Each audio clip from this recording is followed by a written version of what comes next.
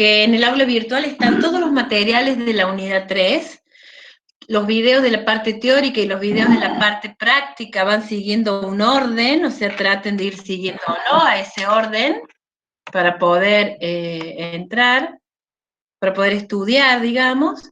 Y la otra cosa tiene que ver con la fecha de los parciales. Por ahí estaban preguntando, nosotros vamos a mantener las fechas que tenemos de los parciales, por lo tanto el primer parcial va a ser el 4 de mayo y más adelante les vamos a dar a conocer algunas cuestiones, digamos, a modo de protocolo, que vamos a tener en cuenta para poder hacer este primer parcial por computadora, ¿sí? Va a tener algunas cuestiones bastante diferentes respecto a lo que son las autoevaluaciones para que realmente tengan la validez de un parcial, ¿sí? Pero eso más adelante, cuando esté llegando el momento, les vamos a avisar, es muy probable que los dividamos en grupos y que en ese día tomemos en diferentes horarios, así lo vamos a anunciar a la Secretaría de Asuntos Estudiantiles y a la Secretaría Académica, que es una de las opciones que tenemos para que el parcial se tome en ese día, digamos, con algunas cosas a tener en cuenta, ¿sí?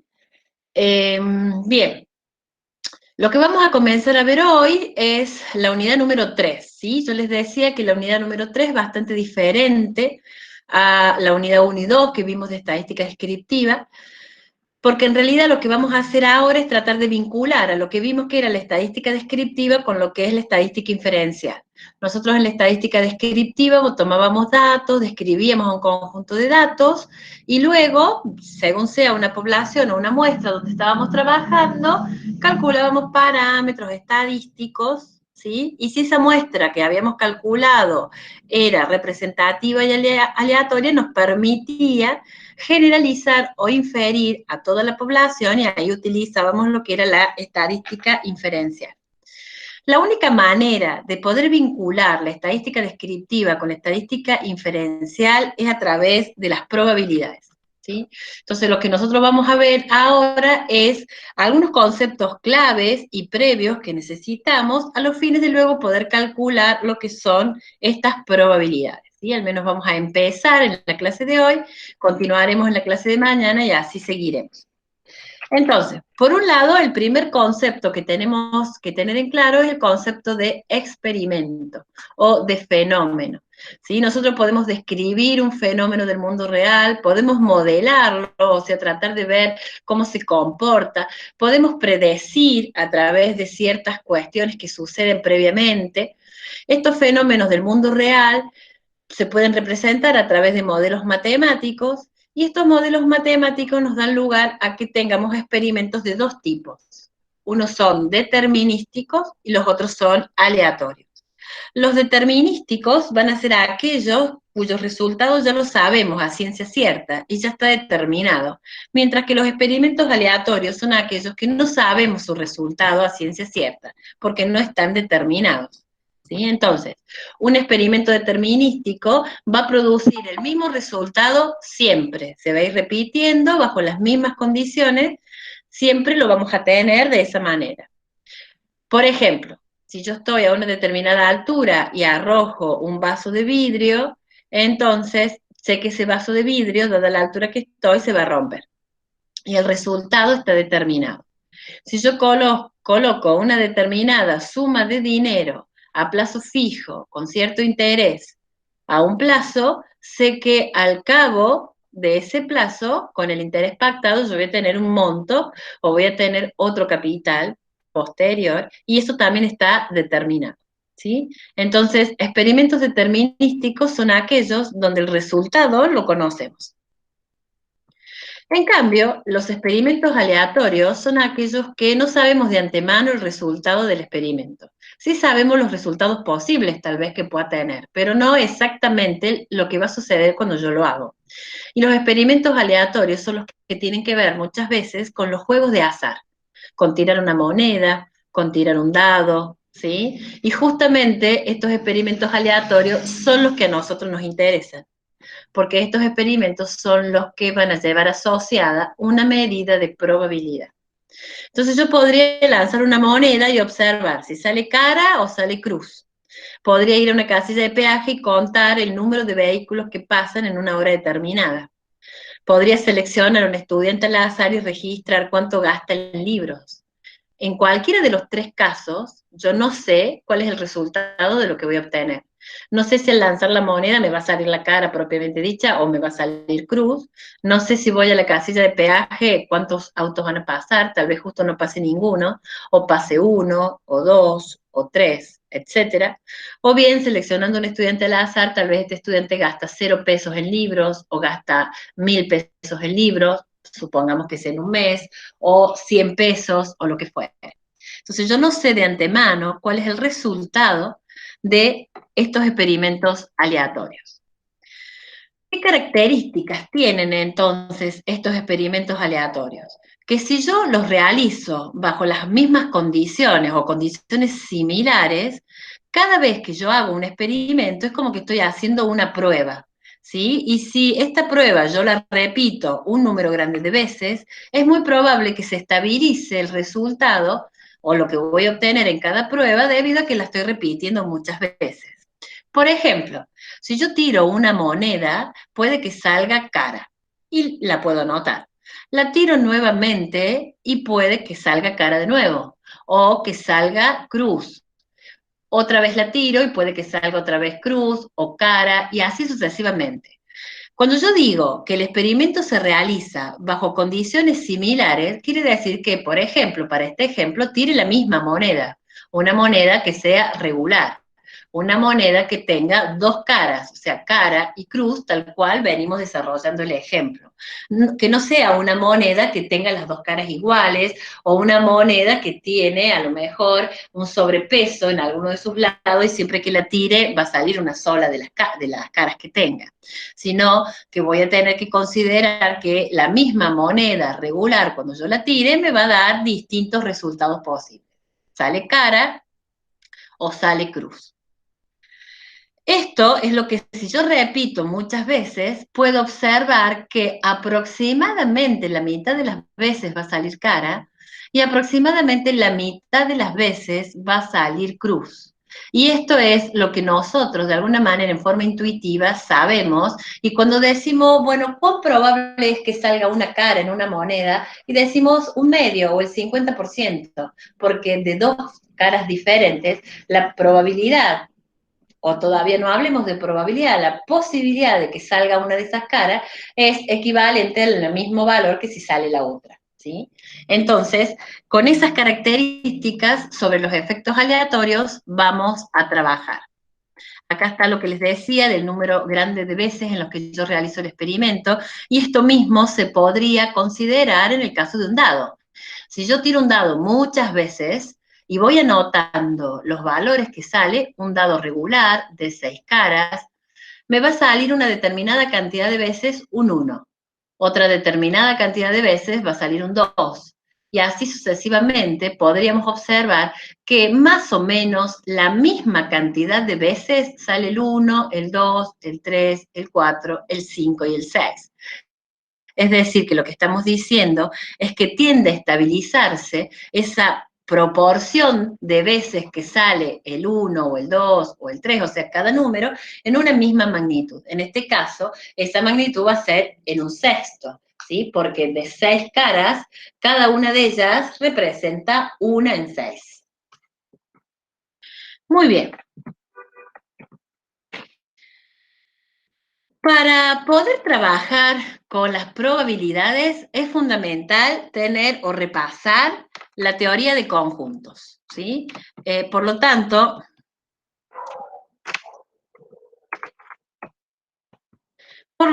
es importante, ustedes lo tienen bien en el material, a mí no me están saliendo del todo bien algunas cuestiones, pero no importa. Lo que en sí les quiero decir con esto es que es importante repasar álgebra de conjuntos. O sea, en algún momento ustedes estudiaron los conjuntos, la teoría de conjuntos, cómo un conjunto se podía expresar por enumeración, ¿sí? O por extensión, o por comprensión, cómo podíamos definir cuáles eran los elementos de un conjunto y alguna notación propia de los conjuntos. Los conjuntos se llamaban A, B, C, M, etcétera, utilizando por el conjunto vacío el símbolo de de esta especie de cero tachado y utilizando para el conjunto universal una U, y en este caso en particular va a ser nuestro omega, va a ser una omega para nosotros, que ya vamos a ver de qué se trata, ¿sí? Y entonces, repasar esto. Si tengo dos conjuntos A y B, ¿a qué es igual la unión de esos conjuntos? ¿A qué es igual la intersección de esos conjuntos? ¿A qué es igual el complemento de un conjunto? ¿A qué es igual la diferencia? ¿Sí? Entonces, distintos conceptos que ustedes algo tienen en el material de repaso, depende de cuán olvidados o no estén, podrán buscar en algún otro lugar y repasar a medida que vayamos avanzando con la probabilidad las cuestiones de los conjuntos. ¿Y por qué nos hacen falta los conjuntos para hablar de probabilidad? Porque lo que acá es un conjunto A formado por 1, 2 y 3, lo podemos definir en términos de probabilidad como un evento A formado por el 1, el 2 y el 3. Y entonces ver cuál es la probabilidad de que se dé este evento A, de que se dé el complemento de este evento A, o que se dé la unión de este evento A con el evento B. En este caso no hablaríamos ya de unión de eventos, sino que hablaríamos de suma, ¿sí?, de probabilidades de estos eventos, ¿sí? Entonces, nosotros podemos tener, repasando las operaciones, que la unión de dos conjuntos estará formado por otro conjunto cuyos elementos pertenecen tanto a A como a B, que es toda esa zona grisada que aparece ahí. Mientras que la intersección de dos conjuntos A y B va a estar formada por la zona rosa, que sería aquellos elementos en común entre A y B. O sea, hasta ahora, nada nuevo, todo lo que nosotros ya conocemos, ¿sí?, con respecto a los conjuntos. Y luego algunas otras propiedades. Yo tengo algunas propiedades como la propiedad de la idempotencia, que en los números uno podría decir todo número es igual a sí mismo. Acá quiere decir que la unión de un conjunto consigo mismo es el mismo conjunto, y la intersección de un conjunto consigo mismo es el mismo conjunto. O podría tener la asociatividad o la conmutativa. La asociatividad es que yo pueda asociar primero y segundo, en este caso A con B, o bien puedo hacerlo B con C, ya sea en la unión o en la intersección, ¿sí? Las propiedades que con los números y las operaciones comunes también conocemos. Y la ley conmutativa, la de que el orden de los factores, de los términos, en este caso de los conjuntos, no va a alterar el resultado. Por eso que A unión B es lo mismo que B unión A, o A intersección B es lo mismo que B intersección A. Luego tenemos algunas otras cuestiones que tienen que ver con repasar el complemento, ¿no? El complemento de un conjunto va a estar formado por todos los elementos que no pertenecen a ese conjunto. Entonces, cuando yo digo que A es que salga la cara en una moneda, el complemento de A será que no salga cara. Si yo tengo que el conjunto A está formado por los pares, los números pares, cuando yo tiro un dado, el complemento de A va a estar formado por los impares, ¿sí? Entonces, si yo uno un conjunto con su complemento, obtengo como resultado el conjunto universal, que le vamos a llamar omega. Y si hago la intersección de un conjunto con su complemento, no voy a tener elementos en común, porque o es cara o no es cara, o es par o es impar.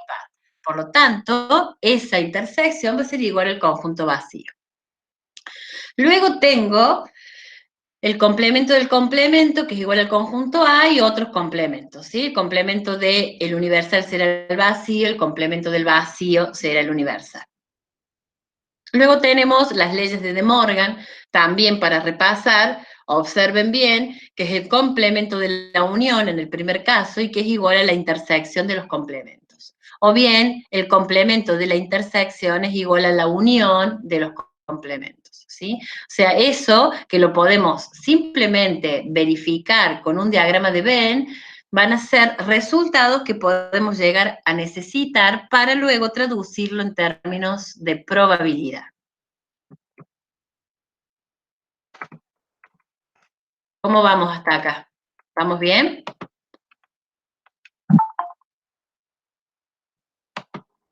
¿Estamos bien hasta acá?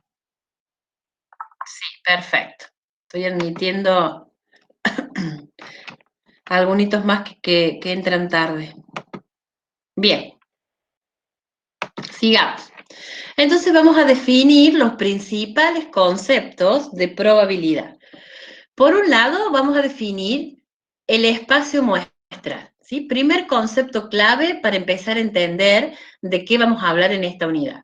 El espacio muestral, que lo vamos a simbolizar con omega, es el espacio de un experimento aleatorio y que está formado por todos los resultados posibles de dicho experimento.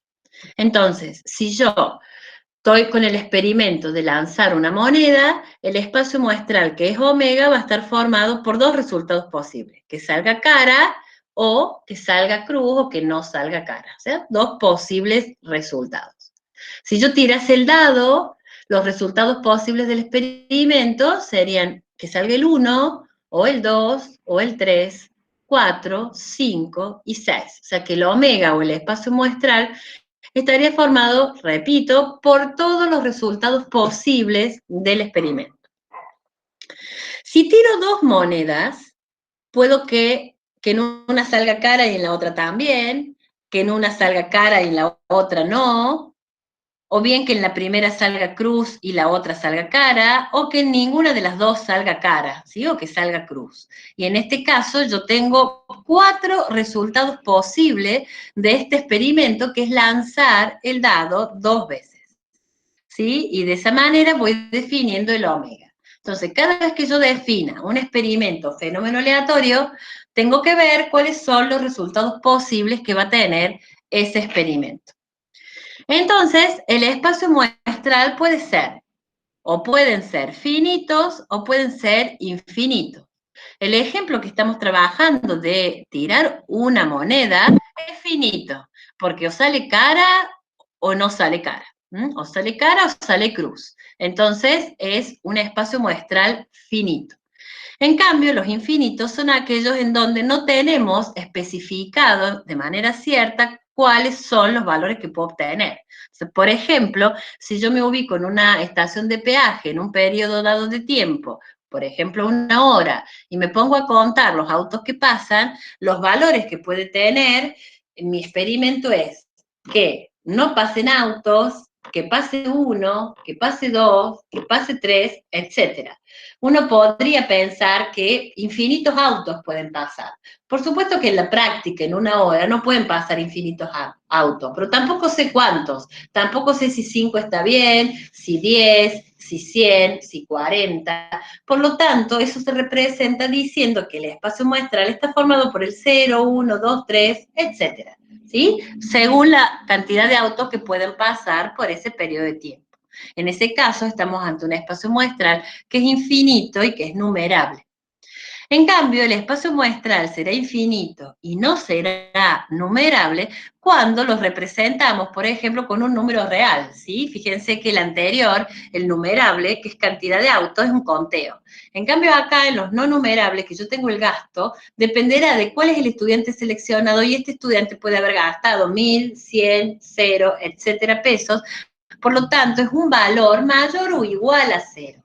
Y de esa manera es infinito y no es numerable, ¿sí? No podría poner una serie de números entre comas para indicar cuál es el espacio muestral que estamos considerando. Bien, entonces, vamos a llamar evento y lo vamos a simbolizar con letras como A, B, M, N, o sea, cualquier letra del abecedario, mayúsculas por lo general, a algún resultado del experimento aleatorio, es decir, a un elemento del espacio muestral. Entonces, si yo tiro el dado, el evento puede ser que salga la cara 2. Si yo tiro la moneda, puede ser que salga cara. Si tiro 2 dados, puede ser que la suma de las caras del dado dé 8, etcétera.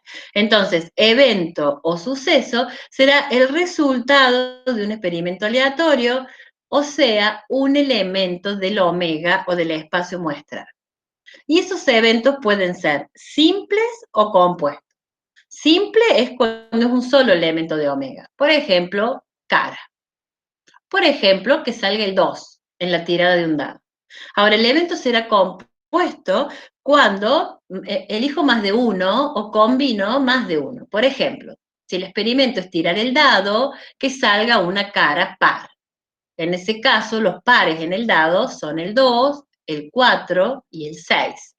Entonces, a ese evento le vamos a llamar evento compuesto porque está formado por varios eventos simples. Luego tenemos un evento imposible y un evento cierto. Vamos a decir que el evento imposible es el evento que está vinculado al conjunto vacío, es decir, un evento que no puede suceder. Por ejemplo, si tiro un dado regular de 6 caras, considerar que salga una cara igual a 8. No existe esa cara en el dado, por lo tanto, este será un evento imposible. Mientras que el evento cierto es el que involucra a todos los elementos del espacio muestral, o sea, a todos los elementos de omega. Entonces, yo puedo decir que salga, tiro un dado, ese es mi fenómeno aleatorio o mi experimento, y puedo decir un evento que sea un número menor o igual a 6. Todas las caras del dado cumplirían con esta condición, ya que todos son menores o iguales a 6. Por lo tanto, este sería un evento cierto o un evento seguro. Cualquiera sea la cara del dado que salga, va a cumplir con esta premisa. Entonces, veamos algún ejemplo, considerando en este caso que he tirado la moneda 2 veces, ¿sí? Entonces, sale cara y cara, cara y cruz, cruz y cara, cruz y cruz, ¿sí? Entonces, el omega está formado por 4 resultados posibles, ¿sí? Si defino un evento que diga aparecen 2 caras, ¿sí? Es decir, el evento A se llama que las dos sean caras, estamos ante un evento simple, porque es uno solo de los resultados posibles de omega.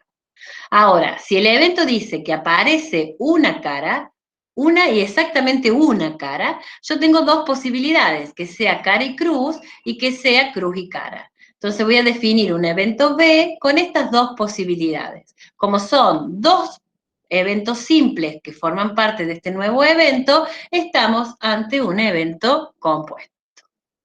¿Sí? Luego dice que no salga ni cara ni cruz, o que no salga cara y tampoco cruz. En ese caso el evento es imposible porque alguna de las dos tiene que salir. Si lo defino a ese evento C como la representación del conjunto vacío, es un evento imposible. Y si digo que salga cara o cruz, es que salga cara en alguno de los dos lugares o que salga cruz en alguno de los dos lugares. Y las 4 posibilidades cumplirían entonces con este evento que llamaremos D, y entonces D es igual a omega y eso es el evento cierto. Entonces podríamos pensar así en otros eventos, ¿sí? Y si bien todos los ejemplos estos previos para introducirnos van a hablar de la moneda tirada una o dos veces o del dado tirado una o dos veces, tienen o pretenden poder que ustedes entiendan cuáles son estos conceptos básicos para empezar a trabajar propiamente con eventos. Entonces, voy a pensar en este mismo cuadro, pero con el experimento de tirar el dado. Entonces, un evento simple definido como A puede ser que salga la cara 3. Un evento compuesto puede ser que salga una cara menor o igual a 3. En ese caso, el 1, el 2 y el 3 cumplen. El evento imposible podrá ser que salga una cara mayor que 6. Por lo tanto, no va a poder suceder, es el evento imposible. Y el evento cierto, como ya habíamos dicho en algún momento, que salga una cara menor o igual a 6. ¿Sí? Todas las caras del dado cumplirían con este evento. Muy bien. Si nos ubicamos en la teoría de conjuntos, si nosotros tenemos dos conjuntos A y B, y estos conjuntos en su intersección no tienen elementos en común, decimos que A intersección B es igual al conjunto vacío. ¿Sí? A intersección B igual al conjunto vacío si A y B no tienen intersección o son lo que en teoría de conjunto le decimos conjuntos disjuntos. ¿Sí? No hay ningún elemento en común que forme parte de A y que a la vez forme parte de B. Entonces, esto, si yo en la teoría de conjunto tengo dos conjuntos cuya intersección es igual al conjunto vacío, voy a poder decir que en términos de eventos, si tengo dos eventos A y B, cuando sucede esta condición, los eventos reciben el nombre de eventos mutuamente excluyentes. Es decir, otro concepto de eventos que vamos a incorporar. Dos eventos A y B se dicen mutuamente excluyentes cuando no tienen elementos en común. Y veamos algunos ejemplos. Si omega está formado por los números 2, 3, 4, 5 y 6, y tengo definido tres eventos, el evento A que es igual a 3, el evento B que está formado por el 2 y el 4, y el evento C que está formado por 2, 4, 5 y 6, yo podría representarlos en un diagrama de Venn para ver si tienen elementos o no en común a alguno de estos. Omega es mi conjunto universal, pero en realidad lo que me interesa es analizar si son excluyentes o no. Si observan el evento A, está formado por el 3. Si observan el evento B, por el 2 y el 4. Ninguno de los dos eventos ha mostrado tener un elemento que pertenezca tanto a A como a B. Es decir, que su intersección es igual al conjunto vacío. Por lo tanto, los eventos A y B son mutuamente excluyentes. Miremos lo mismo con el evento A y el evento C. De nuevo, A está formado por el 3 y C está formado ahora por 2, 4, 5 y 6. Entonces, 3, que es el evento A, no está en C, tampoco los elementos de C están en A. Por lo tanto, los eventos A y C son mutuamente excluyentes. No hay ningún elemento en común en cada uno de ellos. Y por último, si miramos a B y miramos a C, acá sí encuentro con que el 2 y el 4, que forman parte de B, también forman parte de C. Por lo tanto, la intersección no es vacía. Decimos que los eventos B y C no son mutuamente excluyentes. Bien.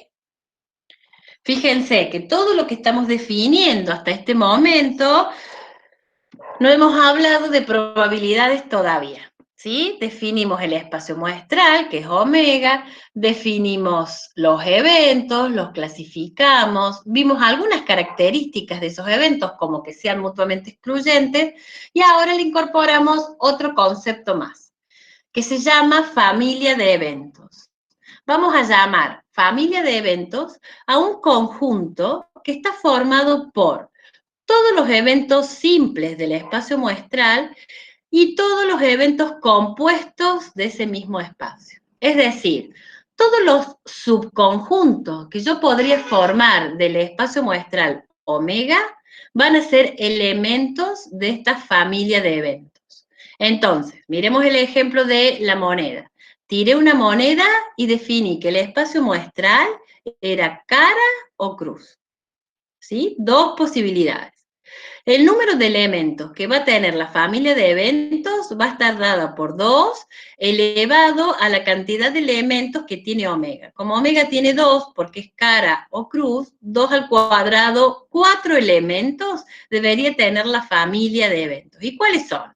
Uno es que salga cara, el otro es que salga cruz.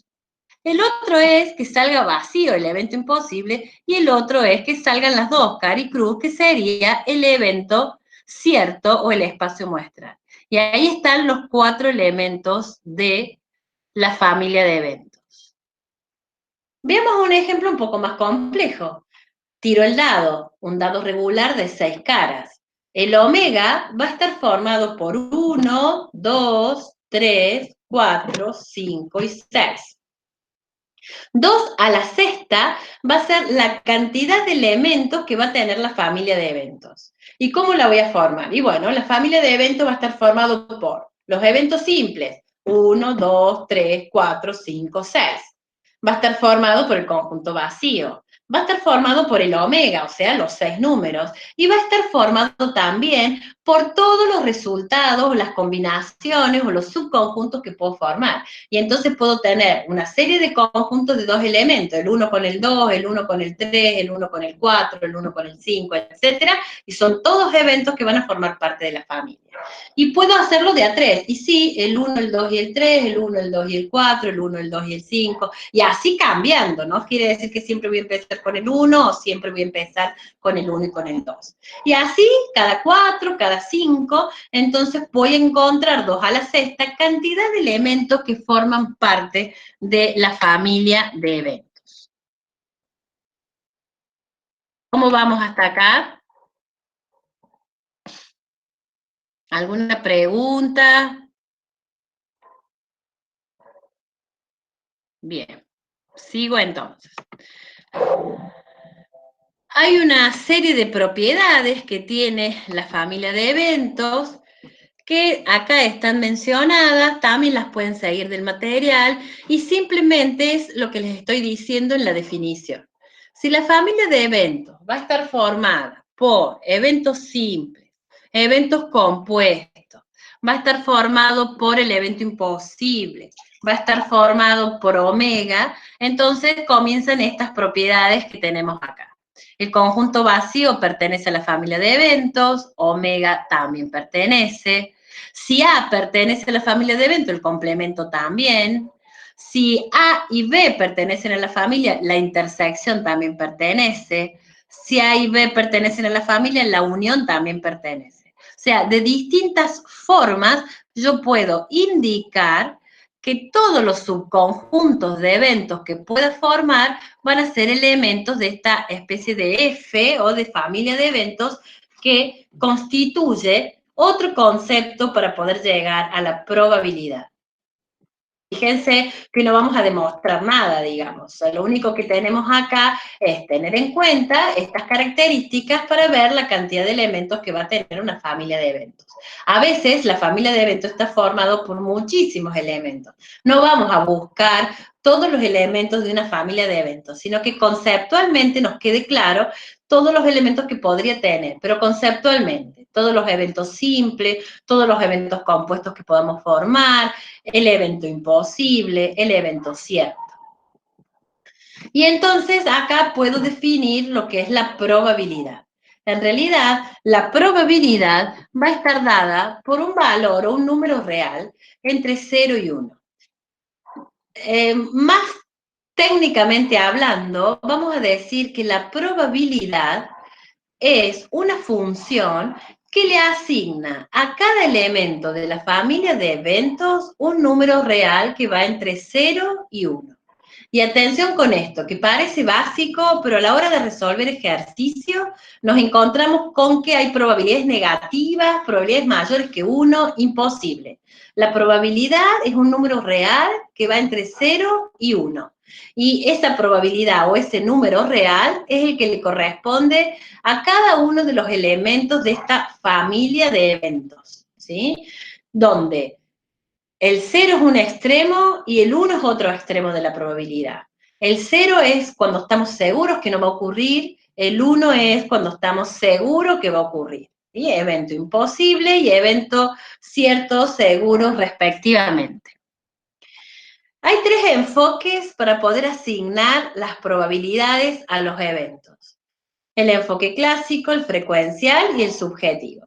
Al subjetivo solo lo mencionamos porque está en el material, pero en realidad no nos interesa saber nada de este enfoque, porque como su nombre lo dice, es lo que opina alguna persona que puede ser experto en el tema y entonces decir la probabilidad de que suceda tal cosa es del 0,20, es del 0,80, es del 0,25 y es simplemente la palabra de esta persona de manera subjetiva. ¿Sí? No hay un rigor científico que avale este tipo de asignación de probabilidad. Por lo tanto, nos vamos a dedicar un poquito a explicar lo que son los otros 2 enfoques, el clásico y el frecuencial. El enfoque clásico lo vamos a aplicar cuando no hace falta que hagamos el experimento. Simplemente lo conocemos porque conocemos sus características y entonces a través del cociente entre los casos favorables a un evento en particular sobre los casos posibles, vamos a poder encontrar la probabilidad de A. Por ejemplo, si el fenómeno aleatorio es tirar una moneda y el evento A es que salga cara, la probabilidad del evento A, o sea, la probabilidad de que salga cara cuando yo tire una moneda, va a ser igual a un cociente. En el numerador, los casos favorables al evento A, o sea, cuántas caras de cara tiene la moneda. O sea, no cuántas caras diferentes tiene, sino cuántas caras coinciden con la cara que yo definí en mi evento A. Una, porque la otra es cruz. Y en el denominador lo que yo voy a tener son los casos posibles de omega. O sea, ¿cuáles son los resultados de mi espacio muestral? Que salga cara o que salga cruz. 2. Entonces, la probabilidad de tirar una moneda y que salga cara, que es el evento A, va a ser igual a 1/2, un medio. Y esa es la probabilidad si asignada a este evento A. O sea, no hace falta que yo la tire la moneda, obtenga la cara y diga es un medio. ¿Sí? Esto es un concepto más bien intuitivo. Nosotros ya sabemos que si tiramos una moneda, vamos a tener esta probabilidad de que salga cara, la misma probabilidad de que salga cruz. Si tiro el dado, yo sé que de 6 posibilidades o 6 caras que tiene el dado, voy a tener, si el evento, llamémosle D, es igual a que salga un 4, la probabilidad de que si el fenómeno aleatorio es tirar un dado y el evento D es que salga el 4, será igual a los casos favorables al evento D. O sea, ¿cuántos 4 tiene el dado? Uno solo. Sobre la cantidad de caras o de casos posibles que tiene el dado, digamos, los números que tiene el dado que van a constituir mi espacio muestra. O sea, 6. O sea que la probabilidad de que salga un 4 será un sexto. ¿Sí? Entonces, yo aplico este concepto, pero porque no hace falta que haga el experimento. Simplemente conozco las características de él y puedo determinar la probabilidad de algún evento. ¿Sí? Veamos este ejemplo. Ahora tire un dado, el espacio muestral está formado por 1, 2, 3, 4, 5, 6. Si el dado está balanceado, o sea que si yo lo tiro puede salir cualquiera de esas 6 posibilidades, la probabilidad de que salga un 1 es un sexto. Es decir, que yo he definido el evento A como que salga un 1, similar a lo que hice recién con el 4. ¿Sí? Entonces, un sexto es la probabilidad. Puedo calcular con este enfoque otras probabilidades. Imagínense que ahora yo al evento A le llamo que aparezca un número impar. Entonces, ¿cuáles son los números impares que pueden aparecer si tiro un dado? El 1, el 3 y el 5. Entonces, para calcular la probabilidad del evento A, en el numerador tengo que poner el total de caras favorables al 1, al 3 y al 5. En este caso son 3 caras, una con el 1, otra con el 3, otra con el 5, y en el denominador la cantidad de caras del dado, que es 6, entonces la probabilidad de este nuevo evento A es 3 sextos. Que aparezca un 6 será un sexto, que aparezca un número menor a 9, o sea que puede aparecer el 1, el 2, el 3, el 4, el 5 y el 6, pueden aparecer todos, es cierto y es una probabilidad igual a 1, y que aparezca un número mayor a 8, dijimos que es el conjunto vacío, en términos de probabilidad va a ser un 0. ¿Sí? Ojo con esto, porque los conjuntos yo los puedo simbolizar con las letras A, B, el conjunto vacío con ese símbolo, pero cuando hable de probabilidades, son números reales que van entre 0 y 1. No puedo decir que la probabilidad de D es igual al conjunto vacío, porque ahí sí que estoy mezclando gallina con chanchos. ¿Sí? La probabilidad es un número y el conjunto es otra cosa diferente, son elementos diferentes. Bien, el segundo de los enfoques que podemos considerar es el enfoque frecuencial. El enfoque frecuencial también aplica la fórmula de los eventos favorables y los eventos posibles que tuvimos en cuenta recién. Pero acá yo no lo conozco el experimento, yo no sé los resultados que he obtenido, por lo tanto necesito tener los datos recolectados de alguna manera y tener sus frecuencias absolutas y frecuencias relativas. Entonces, supongamos que hacemos un estudio de establecimientos ubicados en 3 localizaciones, A, B y C, pero yo no sé cuál es la probabilidad de que el establecimiento pertenezca a la zona A o cuál es la probabilidad de que el establecimiento pertenezca a la zona B o a la C, así como hicimos recién con el dado o con la moneda. Yo necesito información adicional que está dada en la frecuencia. Si hay 100 establecimientos y 30 pertenecen a la zona A, voy a tener, vamos a suponer, unos 50 que pertenezcan a la zona B y 20 que pertenezcan a la zona C, 30 en la A, más 50 en la B, más 20 en la C, los 100 establecimientos que estoy considerando, yo podría calcular, por ejemplo, la probabilidad de que seleccionado un establecimiento pertenezca a la zona A, poniendo en el numerador la cantidad de casos favorables a A, o sea, la cantidad de establecimientos que pertenecen a la zona A, 30, sobre el total de establecimientos, que son 100. Quiere decir que 30 sobre 100 o 0,30 va a ser la probabilidad de que un establecimiento esté ubicado en la zona A. Y para poder calcular esta probabilidad necesité de las frecuencias relativas. Es decir, que la frecuencia relativa es una medida de probabilidad. Se asemeja a la probabilidad y entonces podemos considerarla como tal. ¿Esto por qué es así? Es así porque si nosotros al experimento lo repitiéramos un número grande de veces, es lo que ustedes tienen acá en este límite para n que tiende a infinito, donde m sobre n es una frecuencia relativa, cuando nosotros hacemos el experimento muchas veces, el límite de esta frecuencia para n que tiende a infinito es una medida de probabilidad. ¿Sí? Es una manera de escribir que la frecuencia relativa es una probabilidad, donde nosotros lo vamos a encontrar con datos, ¿sí? Vamos a tener tablas de frecuencia, ahí vamos a tener la cantidad de individuos y según los eventos definidos vamos a poder determinar las probabilidades. Teóricamente se escribe así, que la probabilidad de un evento, entonces, es una especie de límite o de aproximación a la frecuencia relativa para n que tiende a infinito, como si el experimento se realizara un número grande de veces. Tal vez con la moneda, aunque sea el enfoque clásico, yo les conté que si yo tirara la moneda muchas veces, y si no les conté, se los cuento, si yo la tiro muchas veces y voy registrando, a veces sale cara en una vez, en la segunda puede que salga cara de nuevo, en la tercera puede que salga cruz, en la próxima sale cara, etcétera. Yo, de este número grande de veces que tiré la moneda, alrededor de la mitad de las veces va a haber salido cara y la mitad de las veces va a haber salido cruz. Entonces, esto que registré, que no fue otra cosa que la frecuencia en que aparecieron las diferentes caras, es una medida de probabilidad bajo este enfoque frecuencia. Y veamos este ejemplo. Yo tengo acá una empresa que desea conocer la probabilidad de que una pieza adquirida a un proveedor venga defectuosa o venga con fallas, ¿sí? Entonces, tengo en esta tabla, una tabla de frecuencias como la que ustedes ya conocen, tengo la condición de los productos defectuosos o no defectuosos, le voy a llamar D y ND a cada uno de ellos. De los 100 productos, resulta que en la partida que estoy considerando o los registros de las últimas compras o donde sea, tengo 5 fallados o defectuosos y 95 no defectuosos.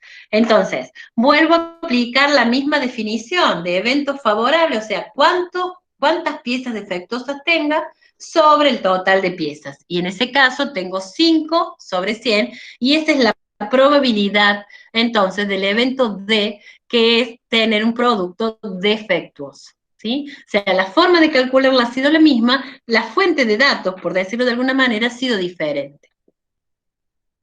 Lo que les decía del enfoque subjetivo, que no lleva ningún cálculo, simplemente alguna persona que indique esto, si realmente tiene valor o no, o rigor o no, la probabilidad que un alumno en particular promocione la materia es del 0,70. Si yo lo digo por decir, sin tener una base, la verdad es que es algo subjetivo. ¿Sí? Puedo que tal vez me voy a basar en lo que ha venido pasando en las cortes anteriores para ver más o menos cuánto es el porcentaje de promociones. ¿Sí? Puedo que busque alguna información para decirlo, pero si no, no tengo cómo probarlo. ¿Sí? Ni ustedes tampoco. Por lo tanto, ante la ausencia de datos, este tipo de expresiones así constituyen entonces probabilidades, pero asignadas mediante un enfoque subjetivo. Bien. Voy a avanzar un poquito más para contarles que la probabilidad tiene una serie de axiomas y teoremas que ustedes los tienen bien desarrollados en el material y que yo les voy a pedir que tomen especial atención en revisar esa bibliografía. pero les voy a dar una breve explicación de ambas cuestiones para, digamos, terminar acá esta primera parte de probabilidad. Vieron que definimos el espacio muestral omega como todos los resultados posibles de un experimento. Y definimos otro conjunto que se llama familia de eventos, que además de tener a todos los resultados de omega, tiene todos los subconjuntos que se puedan formar de ese omega. Y dijimos también que la probabilidad entonces era una función, y por eso le aparecen los dos puntitos al lado de la P, que tiene un dominio y que tiene un recorrido. Entonces, a cada elemento de F le corresponde un número que va de 0 a 1, que es la definición que dijimos recién. Si yo tengo un evento A que pertenece, en este caso, esta A que tienen acá debe ser una F, ¿sí? Ha quedado, tiene los dos simbolismos, pueden encontrar una especie de A o una especie de F. ¿Sí? Como álgebra de subconjuntos, como familia de eventos, las dos cosas son lo mismo. Entonces, si tenemos, es esta que tengo acá, si tenemos un evento que pertenece a la familia de eventos, existe una probabilidad de ese evento que está entre 0 y 1 asociado a dicho evento. Y eso se escribe así. Si A pertenece, acá está mejor escrito, a la familia de eventos, entonces la probabilidad de A pertenece al intervalo que va de 0 a 1, incluyendo el 0 e incluyendo el 1, ¿sí? Porque puede asumir cualquiera de esos dos valores en los extremos. La probabilidad del espacio probabilístico o de nuestro omega, como lo hemos definido acá, es igual a 1. Y acá tenemos el tercero, fíjense que son tres. El primero tiene que ver con que la probabilidad es un valor que va entre 0 y 1. El segundo es que la probabilidad del omega o del espacio muestral es igual a 1. Y el tercero de los axiomas, va a decir que la probabilidad de A unión B es la suma de las probabilidades siempre y cuando no hay elementos en común. Es decir, estamos ante eventos mutuamente excluyentes como los que hemos definido recién. ¿Qué quiere decir que existan axiomas? O en este caso también llamados leyes básicas. Que estas tres leyes básicas o estos tres axiomas son verdades en matemática. No necesitan demostración. ¿Sí? Son así y partiendo de estos axiomas sí podemos llegar a demostrar o podemos llegar a encontrar resultados a través de algunos teoremas, ¿sí? Como los que ustedes tienen en el material. Entonces, por aplicación del axioma 1 o del axioma 2 o del axioma 3, yo voy a poder aplicar, digamos así, o demostrar algunas cuestiones que me interesan a la hora de ver las probabilidades de eventos que me interesan, ¿sí? El primer teorema, yo acá no me voy a extender en las demostraciones porque está muy fácil en el material, con más nivel de detalle, simplemente mencionar algo que parece como obvio, cómo aplicando a alguno de esos tres axiomas llegamos a ese resultado. Entonces, uno es que la probabilidad del complemento de A es igual a 1 menos la probabilidad de A. Y esto es igual que en los conjuntos. ¿Sí? Si yo tengo el conjunto universal y tengo el conjunto A, el complemento de A van a ser todos los elementos del universal que no pertenezcan a A. Acá en términos de probabilidad va a ser el evento cierto o seguro o la probabilidad de omega, que es 1 por uno de los axiomas, menos la probabilidad del evento A. ¿Sí? De esa manera puedo calcular la probabilidad del complemento de A o del evento complemento. ¿Sí?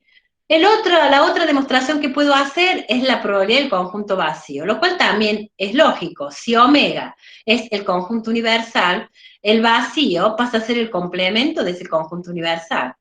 Por lo tanto, si la probabilidad de omega es 1, la probabilidad del conjunto vacío va a ser 0. Entonces, aplicando esos mismos axiomas, logro encontrar este segundo teorema. El tercero de los teoremas dice qué pasa si los eventos no son mutuamente excluyentes. Es decir, si hay intersección entre A y B, eran mutuamente excluyentes cuando esta intersección era nula, pero si hay intersección, ¿a qué sería igual la probabilidad de A unión B? Me vuelvo un ratito a los axiomas y fíjense que cuando eran mutuamente excluyentes, la probabilidad de A unión B era igual a la probabilidad de A más la probabilidad de B. Mientras que acá, que no son mutuamente excluyentes, la probabilidad de A unión B va a ser igual a la probabilidad de A más la probabilidad de B, pero hay un término nuevo en este concepto que debo tener en cuenta. Y eso es porque en la probabilidad de A yo voy a tener la probabilidad de todo el conjunto A.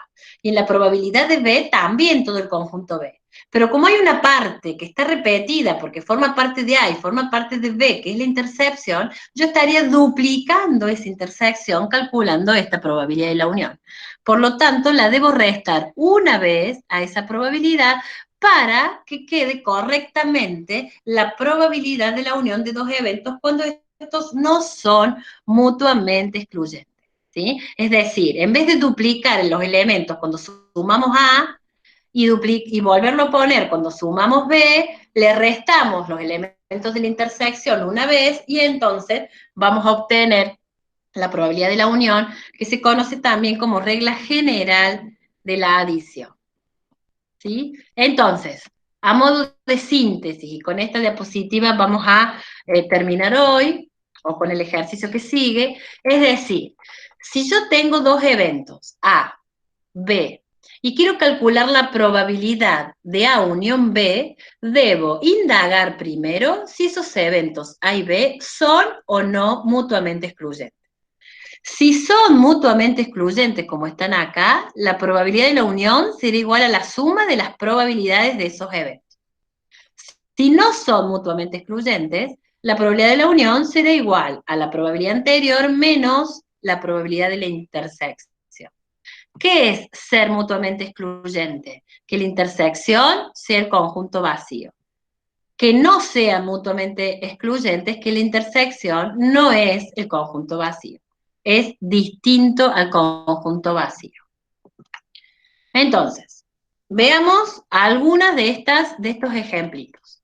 Yo tengo omega, como teníamos recién, 2, 3, 4, 5 y 6. Tengo el conjunto A, el conjunto B, el conjunto C, y puedo calcular las distintas probabilidades. La probabilidad del evento A, vamos a tomar una o dos nada más. La probabilidad del evento A será igual a un elemento que tiene A dividido en los 5 elementos que tiene omega, o sea que la probabilidad del evento A será 1/5. La probabilidad de A unión B será A, que tiene un elemento, más la probabilidad de B, o sea, 1 en 5, la probabilidad de B, que tiene dos elementos en 5, y como ninguno de esos se repite, no le tengo que restar nada, por lo tanto, 1/5 más 2/5 será la probabilidad de la unión de A con B. ¿Sí? Y así sucesivamente. Les voy a dejar a ustedes para que piensen y en tal caso me pregunten en otra próxima reunión o en algún foro, para estos incisos que tenemos acá al final, la unión y la intersección de complementos, cómo aplicarían las leyes de De Morgan para encontrar las probabilidades en ese caso. Otra de las posibilidades que pueden tener es calcular a través de una tabla de contingencia, ¿sí? A partir de acá, o tal vez repitiendo lo de las leyes de De Morgan, es, digamos, el concepto o lo que vamos a tratar de tener para la próxima, digamos, en la próxima vez que nos reunamos. ¿Sí? Necesito que me cuenten si entendieron, qué dudas les parece que pueden tener. ¿Sí? ¿Está claro? Esto pretende, aunque sea corto tiempo, tampoco quiero que les quede un video súper largo, pero la idea de esto es que ustedes puedan, de alguna manera, con lo que van leyendo, puedan unir estos conceptos más o menos explicados a través de estos encuentros.